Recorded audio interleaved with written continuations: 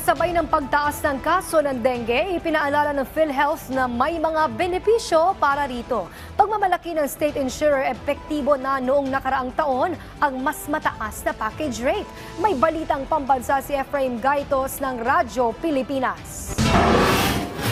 Bago pa man dumami ang kaso ng dengue, naitaas na ng PhilHealth ang mga benefit package para sa mga dinadapuan nito. Sa panayam ng Radyo Pilipinas, sinabi ni PhilHealth spokesperson Dr. Israel Pargas na kasama kasi sa top 10 mortality and morbidity cases ang dengue.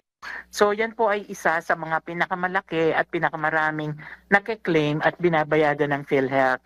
Kasama rin po siya sa top 10 burden of diseases ng Pilipinas. Kung kaya't yan po ay in-increase natin at in-improve yung ating benepisyo. Sa katunayan, noon pang Nobyembre, epektibo ang 50% increase para sa severe dengue cases. Ibig sabihin, ang dating 16,000 pesos naging 47,000 pesos na. Para naman sa dengue fever o yung mild dengue, itinaas ang benepisyo sa 19,500 mula sa dating 10,000 pesos. Paano naman kaya yung mga nagka-dengue na hindi naman kailangan i-confine at dinala lang sa emergency room?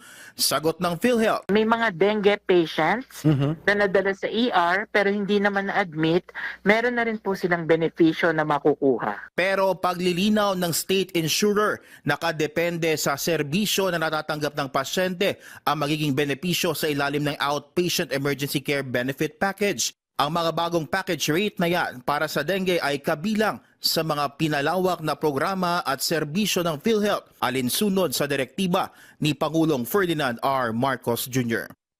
Mula PBS Radyo Pilipinas, Efraim Gaitos para sa Balitang Pambansa.